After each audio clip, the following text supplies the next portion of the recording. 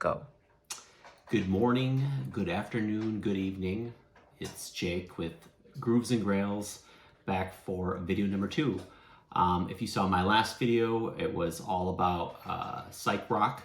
This time around, we're going to talk about blues rock, which is another genre that I'm a big fan of. One quick note about last week, I spoke about this album, SRC, and I had mentioned that the person that did the cover artwork was Ron Ashcroft. I mentioned did the artwork on this one, and that is correct. It is Ron Ashcroft, but Ron Ashcroft was not in the Stooges. That was Ron Ashford, and that is that gentleman right there. We're not going to necessarily talk about the Stooges in this video, but just wanted to clear that up for everybody.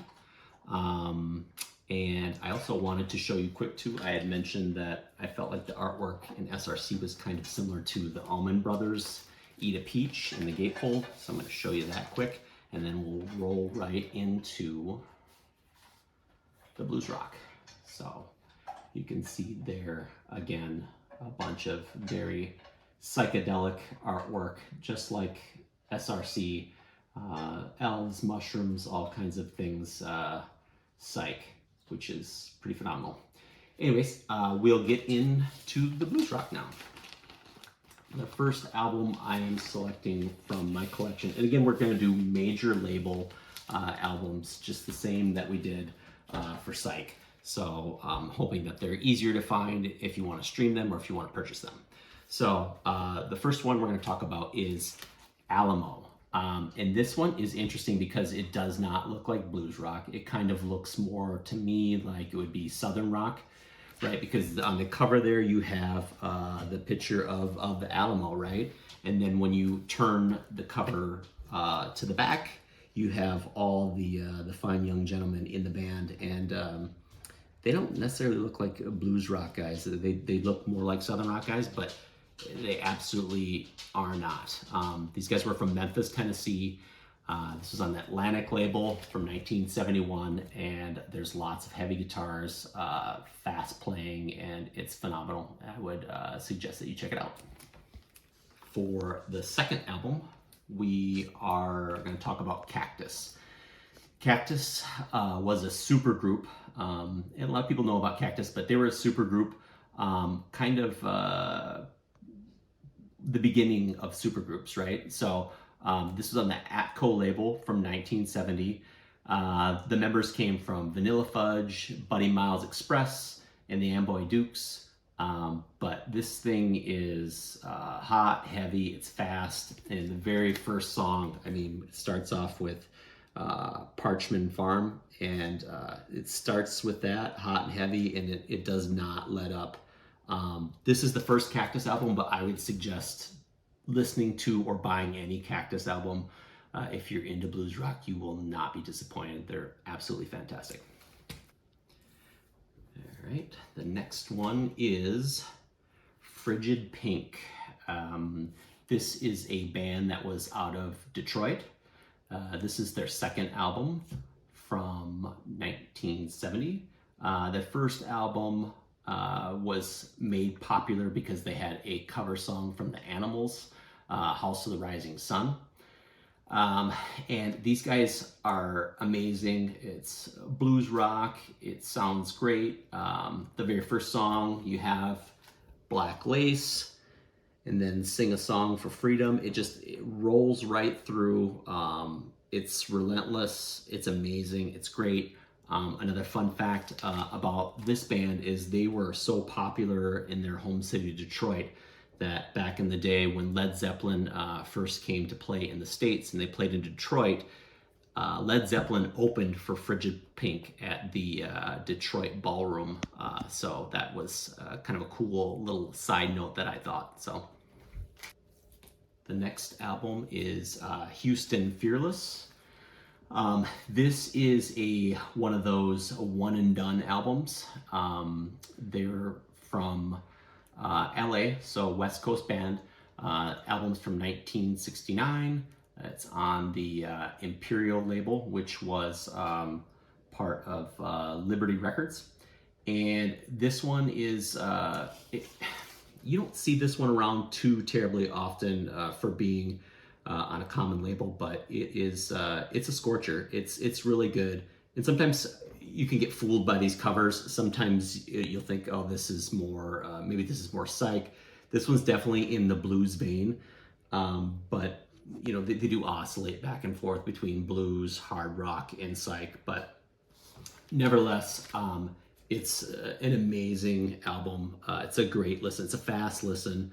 And if you're into that type of thing, I would definitely try to stream it if you can, or if you can find it for purchase, that's also a great way to get it. So on to one of my absolute favorite albums from Canned Heat. This one's called Hooker and Heat. So they were a blues rock band. Canned Heat were from LA, and this here is an album, a double album that they did with John Lee Hooker, who's a blues legend, and his career was kind of waning at the time, and so Canned Heat was a big fan of John Lee, and when they decided to do an album together, it boosted sales for both Canned Heat and kind of revived John Lee Hooker's career, which is amazing. This album came out in 1971. This one's on Liberty Records. And an interesting thing too is this is the last album that Alan Wilson, the harmonica player, was on. He died before this was released, but he was a part of the recording.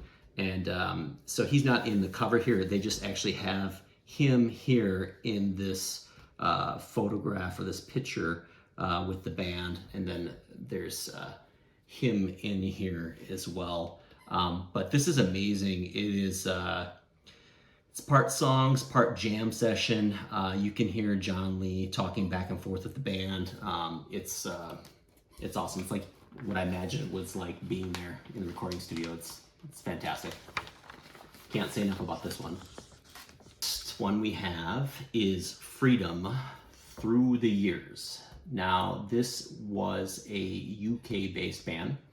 They were on the Cotillion label from 1971. This was the band's third album. Again, heavy stuff, a lot of really good albums. Blues rock albums were coming from the UK. I feel like they kind of led the scene, and a lot of the US bands often followed or emulated a lot of the things that they were doing over there. But again, yeah, this is just a fantastic listen from start to finish. Absolutely amazing. Any of their albums are definitely worth checking out. And they toured with the likes of Black Sabbath, Jethro Tull, and the James Gang. So you can kind of get a feel for the heaviness of the band.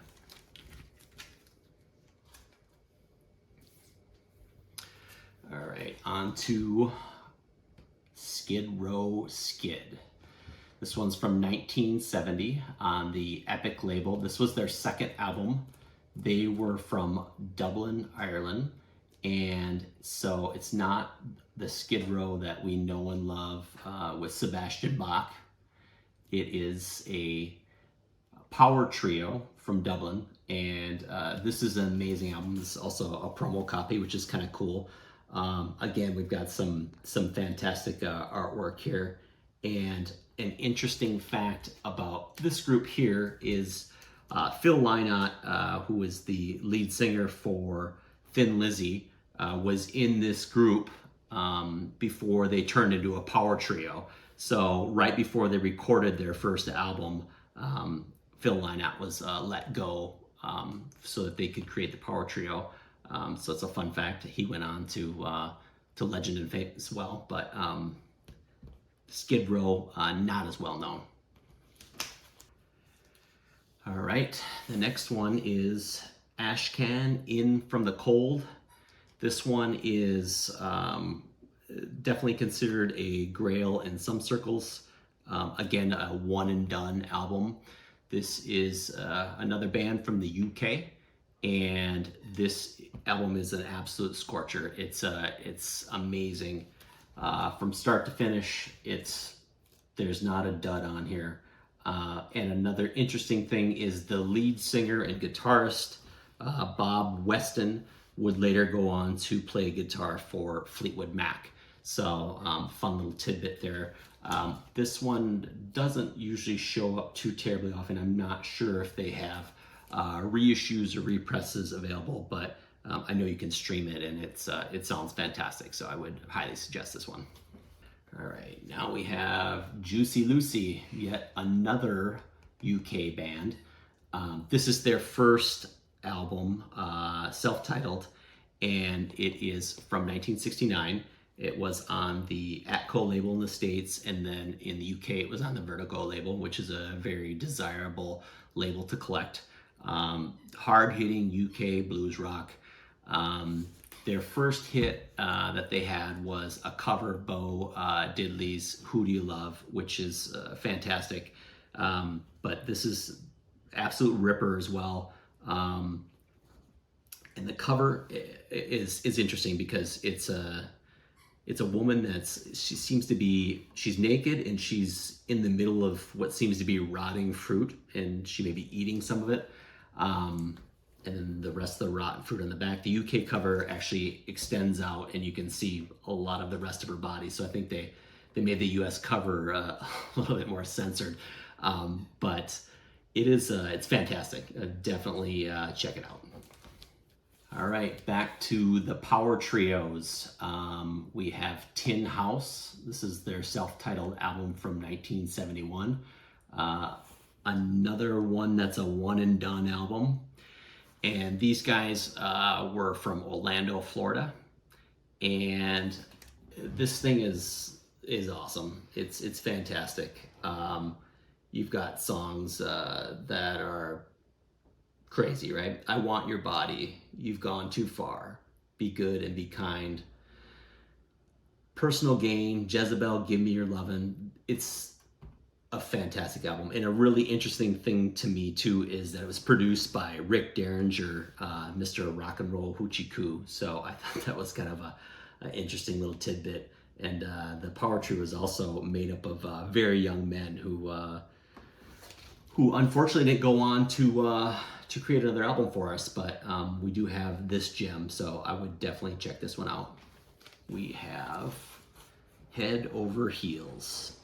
This one is on the Capitol label. It's from 1971, and this one is a scorcher. This one is a little bit more difficult to find. These guys were from the Detroit, Michigan area, which is seemed to be a real hotbed for amazing music. You had the Stooges, you had MC5, you had Frigid Pink, which I just mentioned, and you have this power trio here that made this one phenomenal album for us. And again, just right out of the gate with Roadrunner, it just starts off fast and furious, and heavy guitars, fast paced, and it's a quick listen, but it's a heavy blues guitar driven sound that just it pulses. Absolutely awesome album. Hard to find an original. I'm pretty sure that there are reissues of this. It'd be worth picking up a reissue, definitely worth streaming. If you can get an original, that's the best way to go. But great album, definitely check it out. Album is a big one. This one is a heavy hitter. This one is Sir Lord Baltimore, and this album is a huge one. It's from 1970. Yet again, a power trio. They're from New York. Heavy guitars, dirgy. A lot of people consider this to be technically the first heavy metal album in the United States. Black Sabbath may have had a jump on them, but they were from the UK. The other one that a lot of people say is the first heavy metal band is possibly Blue Cheer out of the Bay Area in San Francisco. But these guys had 2 albums. This is the first one here, Kingdom Come. The second one was self-titled, but this one here is it's a scorcher. It's some truly heavy stuff. I'll show you. This one is the white label promo, but this is just an absolute phenomenal album. It's a masterpiece, but you gotta buckle up because it's a heavy ride. So I'll show you the inside here too of the Unipack cover. And yeah, that will conclude video number 2.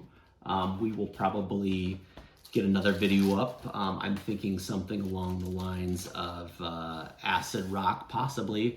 Otherwise, we might look at some private label psych, private label hard rock or blues rock, but we'll definitely have something coming up for you down the road here.